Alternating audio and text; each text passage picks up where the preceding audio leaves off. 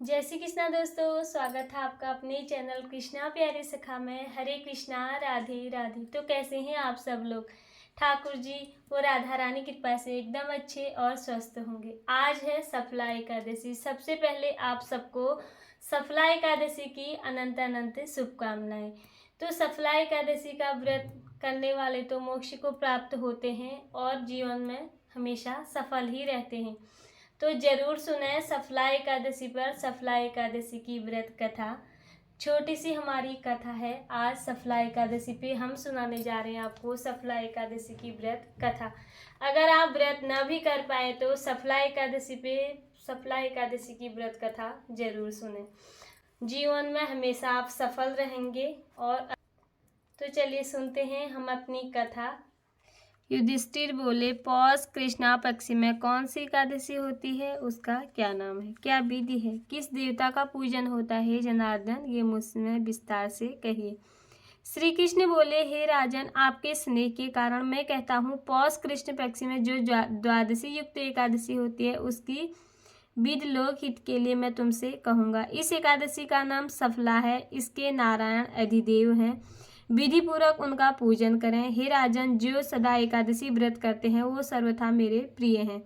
अब सफला एकादशी पूजन की विधि सुनो। व्रत के दिन अच्छे ऋतु फलों से मेरा पूजन करें।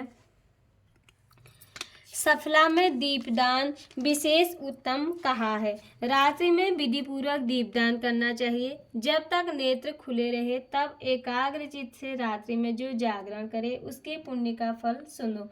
हे राजन, उसके समान ना तो यज्ञ है, ना तीर्थ है, न संसार में कोई व्रत है। 5000 वर्ष तपस्या करने से जो फल मिलता है वो सफला एकादशी के व्रत करने से मिलता है। हे राजन, अब सुनो।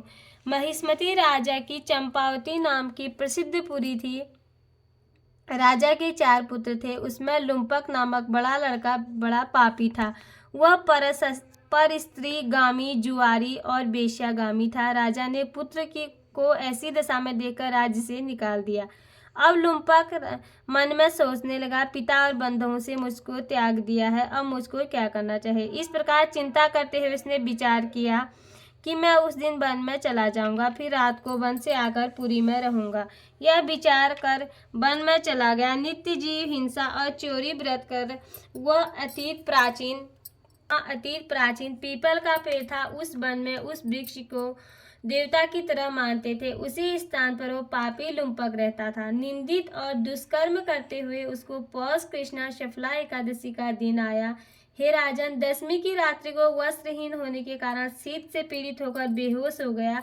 शीत के कारण पीपल के नीचे उसको नींद नहीं आई और मृतक के समान हो गया। दांतों को कटकटाते हुए रात बीत गई। सूर्योदय होने पर उसको होश नहीं हुआ। सफला एकादशी के दिन लुम्पक बेहोश पड़ा रहा। जब मध्याह्न हुआ तब उसको होश आया। चैतन्य होने की थोड़ी देर बाद वो अपने आसन से उठा और पग पग गिरता पड़ता लंगड़े की तरह चलने लगा। वह भूख प्यास से पीड़ित होकर वन में गया। उस दुष्ट लुम्पक को जीव हिंसा की शक्ति नहीं रही। जो फल भूमि पर पड़े हुए थे उनको उठा लाया और जब तक वह आया सूर्य अस्त हो गया। हे तात, अब क्या होगा, ऐसा कहकर दुखी होकर विलाप करने लगा। वे सब फल पेड़ के नीचे रख दिए। रात्रि में उसको नींद नहीं आई। उसका जागरण हो गया। इससे उसका जागरण हो गया। मधुसूदन भगवान ने उन फलों को पूजन और सफला एकादशी का व्रत कर लिया। इस प्रकार लुम्पक ने अक्षमाद व्रत कर लिया। इस व्रत के प्रभाव से भगवान प्रसन्न हुए और आकाशवाणी हुई। सूर्य के उदय होने पर पिता के पास आकर निष्कंटक राज्य का उपभोग करो।